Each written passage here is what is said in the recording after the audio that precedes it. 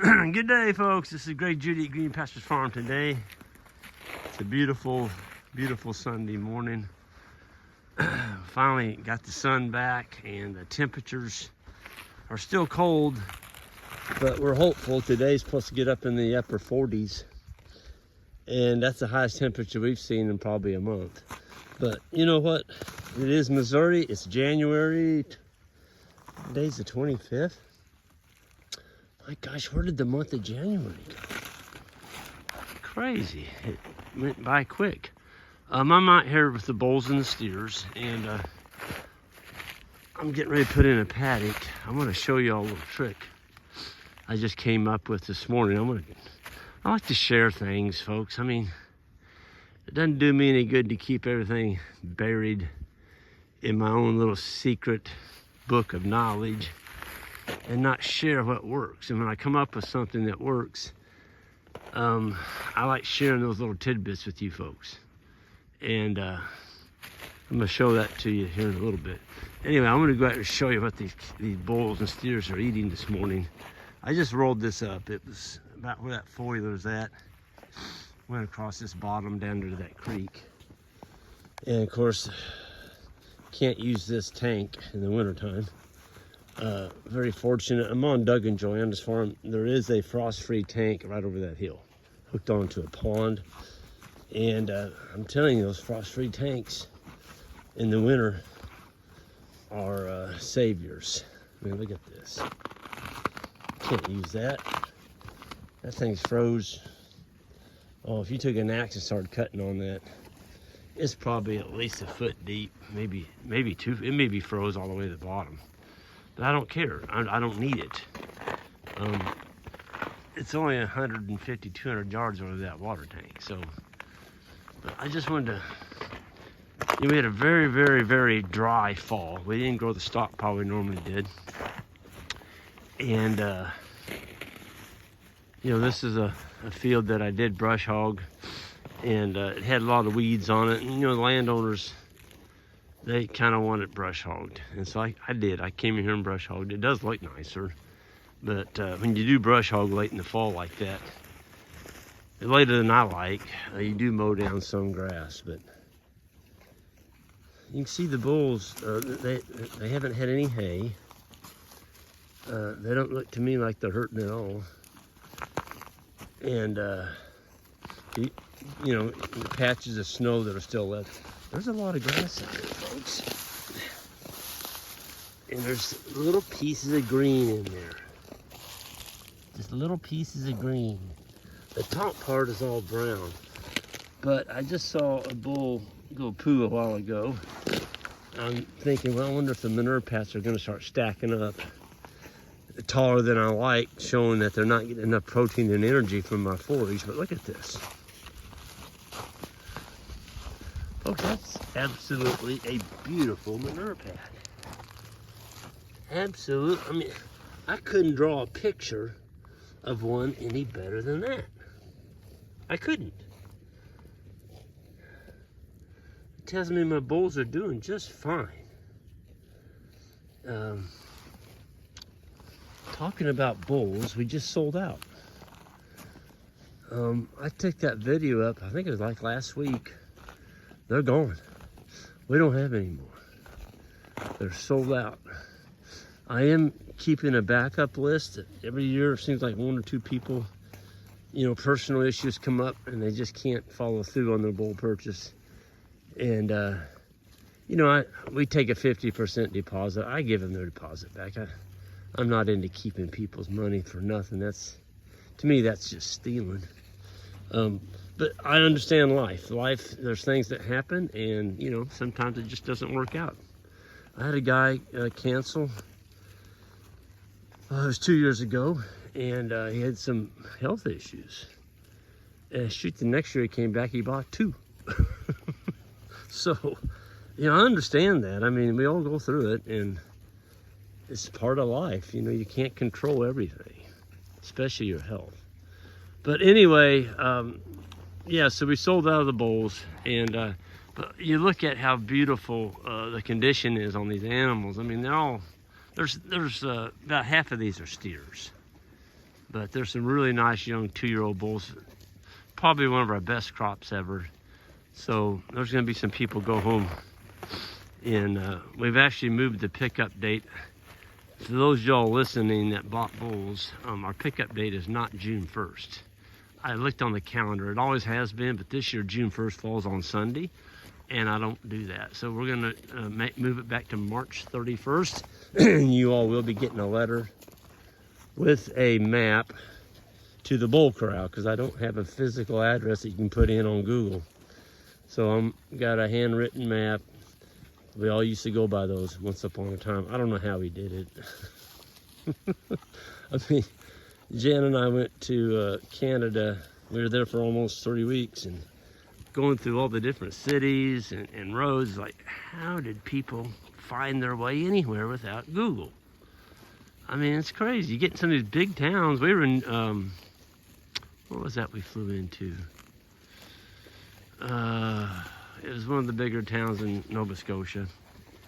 And shoot, there's no way we could have found the places we went to without that Google Maps. You just type it in and it takes you there.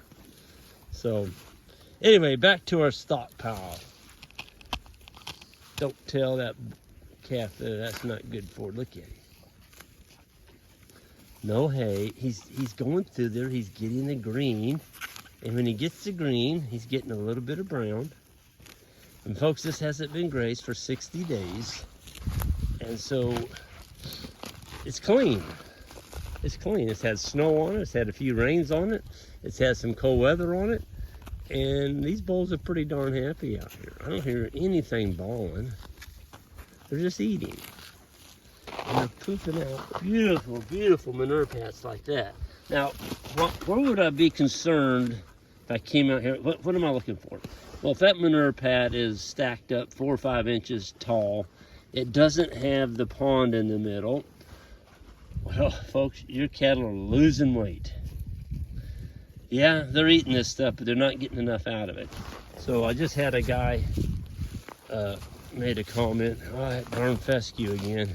And folks, please don't stop commenting. I love your comments. Some of them, you know, if you get kind of nasty, I just block you. So, you know, your fingers just wasted time typing that message as far as I'm concerned. But some people just like to do nasty stuff.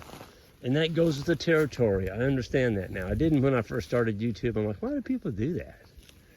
Yeah, it's just a Debbie Downer kind of thing. I mean, why do you wake up in the morning and just go attack people for nothing? They get a thrill out of it. It's an adrenaline rush, I guess. I don't know. Something I can figure. But it doesn't do any good for me because I just delete them.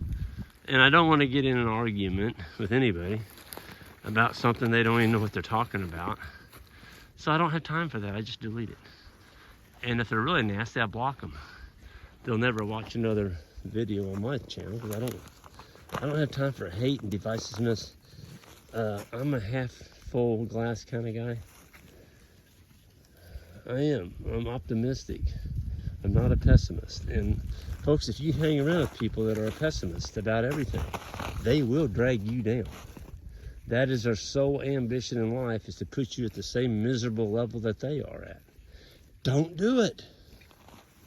Don't do it. You know, I was listening to Tony Robbins. Some of y'all probably heard of Tony Robbins. And I'm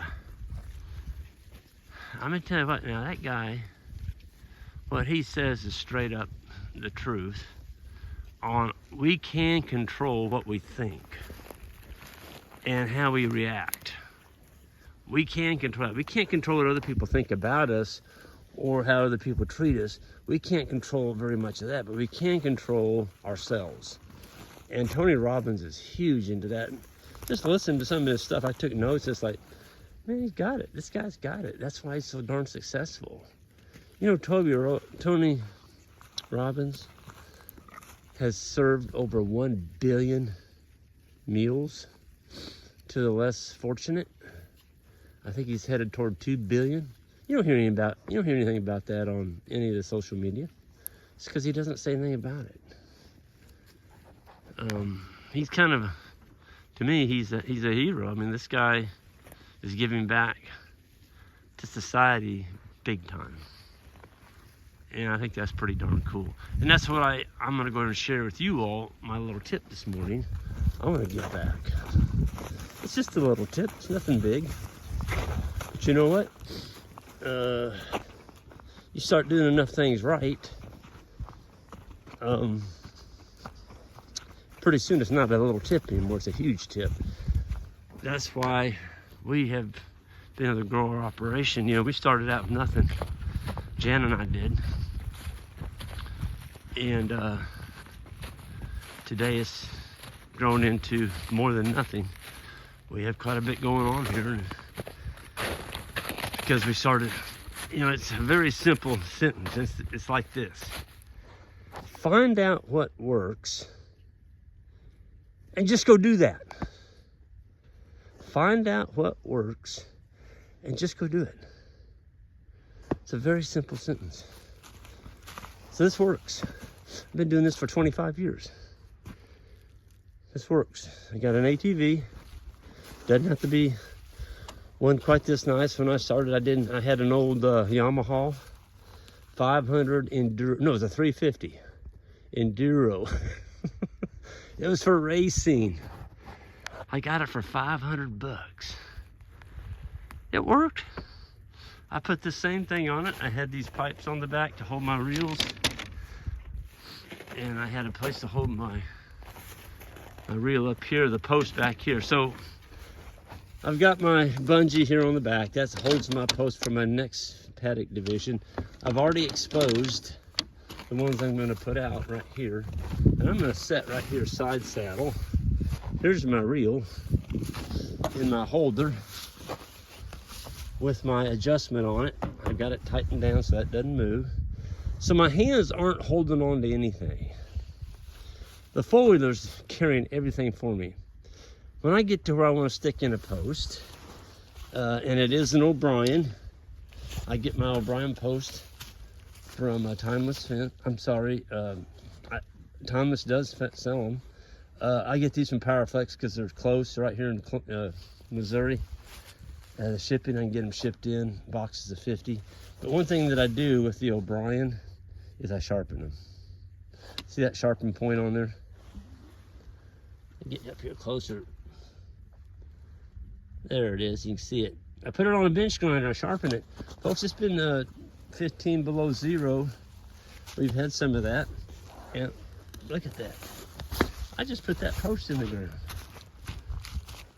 Now, when you get to your corners, we use all stuff that we can carry. Normally you can just put this pigtail right in the ground, but I couldn't do that this morning because the ground's solid froze. I mean, it's froze deep. So here's your pigtail. This is steel. I carry this with me. It's a 12-inch heavy-duty screwdriver and an E-swing hammer. It doesn't have to be E-swing, but it's a hammer. And so wherever this goes in the ground, this end of it, I drive this in about 8 inches with that hammer, pull it out, and then I measure over right here where that little peg goes in. I only go down 3 inches, right next to it. Folks, I just did that to this one. I mean, it is a corner. So I'm gonna pick this up before I get it. I'm getting ready to go, well, there's 1,320 feet on that reel. And it's gonna take all of it to reach that far woods line clear up there. And so this is cold. I've got my pigtail with my slip knot on it. It's hooked to the four-wheeler. And all my stuff there. I'm ready to rock and roll. So I can't film it and do it because I don't have anybody with me. But every time I get to where I need a post, I just get off and step one of these in. On a four-wheeler, you don't even have to get off if the ground isn't frozen. This morning, it's frozen, so here's the trick. Here's another trick I'll share with you. When you got a nice, I've tried all the different step-ins, folks. Just get the best. And the best is O'Brien. They come in yellow, blue, and white. I prefer the yellow and the blue. I started with white for many years. And after I got to looking at it and using all three of them, the yellow and the blue have held up the best because of the UV. The UV seems to attack the white a lot more than it does the yellow and the blue. It's a pigment. Just has a little bit of resistance. And so if I can get, another 2 or 3, 4 years out of a post that doesn't snap, I'm going to show you one. No, it's not in here. Nope. I had one of the competitors yesterday morning. I tried to put it in the ground, it just shattered. The whole post just shattered. Couldn't take it. Couldn't put it in the frozen ground when I really tried to put it in. And I wasn't stomping on it, I was working at it, and it shattered. But here's the trick. Folks, find a clump of fescue or grass, something that's got some sod. Like, right here, there's not as much grass, but right here, look at that. Big old clump of fescue. You stick it right in the middle of that, you will get it in. Once that fescue there's been grazed off, you come back, you can't get it in that spot. So, if you're really cold, I have carried a cordless drill with a concrete bit. Put a concrete bit on it. And you can walk up through there, anywhere you need to step in, just drill a hole, stick it in the ground. And it can be frozen 3 foot deep, I don't care. That concrete bit's gonna get your post in the ground. And that's all you're trying to do. When it was froze yesterday, I put these in. You notice I didn't stick them all the way down. See that? Don't stick that all the way in the ground in the wintertime, because when it freezes, let's just say it came out here, it's 40 degrees, and tonight it's gonna get down to 10. If you stick that post all the way down to where it's flush, you'll never get it out when it freezes. Found that out. We took up a bunch of fence. Well, we took up the wire. We couldn't get the post out of the ground. So I got a hammer and I started prying on them. We'd get it, but it was slow going. We were bending. And Isaac is such a sharp young fella. Isaac looks at me and he's like, Greg, we're spending a lot of time out here. We don't need the post. There's nothing left in here. We've moved the bulls onto this next farm over here. He said, let's just leave them. So we left probably 50 posts over there stuck in the ground. And, we get a warm day, we'll go in and take them up. And they'll just pull right up by hand. We won't be prying on them. So Isaac is always thinking, and I praise his parents. You all did one of the best jobs, I think, in the world of raising a fine young man. And Jan and I are so thankful to have Isaac as part of Green Pastures Farm team. He's done so much to advance our farm. And Isaac, you're not here, but if you ever watch this, I mean every word of it. Jan and I are so appreciative of everything you do. And thank you for being a good human being besides that. Folks, you all have a good one, and we'll see some of y'all at our grazing school. It's coming up in May. First week of May, Ian and I'll be doing the advanced school, and then the week after it'll be Abram and myself. Go to greenpasturesfarm.net. The school is filling up, and when it's full, it's full. We're not gonna add extra seats. So hope to see some of y'all there in May. Have a good one.